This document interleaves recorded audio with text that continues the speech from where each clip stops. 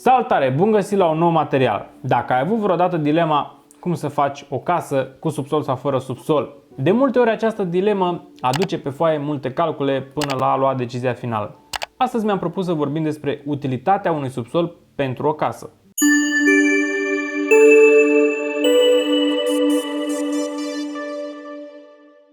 Subiectul de astăzi are rolul de a pune în câteva exerciții utilitatea unui subsol pentru o casă. În primul rând, utilitatea subsolului este dată de modul de utilizare și mai ales de personalitatea ta. Aceeași soluție de casă, una cu subsol și una fără subsol, pot fi neadecvate pentru doi utilizatori diferiți. De ce? Pentru că modul de utilizare este unul diferit în funcție de personalitatea fiecăruia. Decizia de a include în proiectul tău un subsol ar trebui să conțină un mix de solicitări, ale cărui răspunsuri pot fi conferite de subsol. Totuși, hai să vedem în care din situații este necesar un subsol sau nu. Situația 1.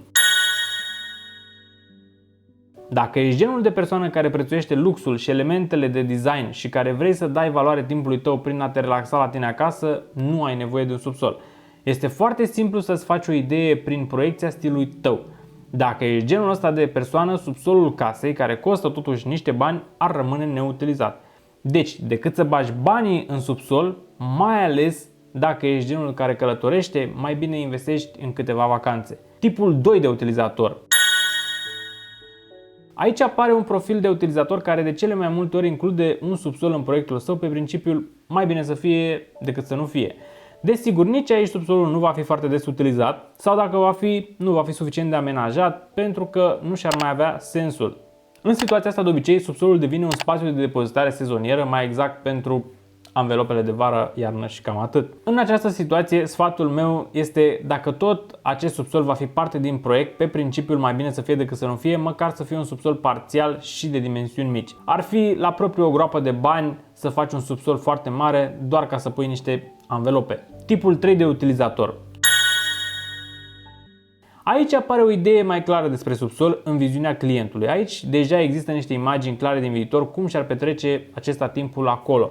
Ăsta este un aspect foarte important în decizia cu subsol sau fără. Aici deja utilizatorul știe cum se va raporta el la spațiu și cum își va petrece timpul acolo, practicând poate hobby-ul său sau poate lucrând la anumite proiecte de weekend. De multe ori în această situație există și ideea despre dimensionare, pentru că odată ce ți-ai pus imaginația la lucru, dacă ești puțin mai tehnic, poți să-ți faci o idee. Pentru această categorie, subsolul are un scop bine definit.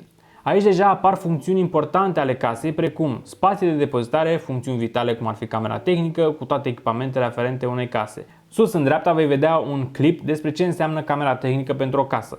Viziunea tehnică a utilizatorului și împreună cu arhitectul pot atribui subsolului o parte foarte importantă din funcționarea generală a casei. Chiar dacă subsolul reprezintă totuși o investiție, în această situație va fi o investiție cu argumente solide de utilizare și perspective de amortizare. O bună amenajare a unui subsol, astfel încât să fie o parte utilă și frecvent folosită, va amortiza acest spațiu foarte ușor. Sunt situații unde, prin prezența unui subsol, casa poate deveni mai mică ca amprentă la sol, deci mai ușor de întreținut prin simplu fapt că spațiile de depozitare se vor translata la subsol.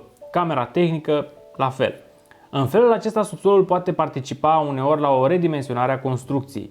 Tot aici ar mai putea apărea o situație care de multe ori poate fi dată de amplasamentul casei și anume folosirea subsolului precum un garaj. Se justifică și această soluție, mai ales în cazul în care ai fi avut garajul integrat în zona de parter, atunci vei elibera puțin terenul cu un spațiu care va putea fi multifuncțional.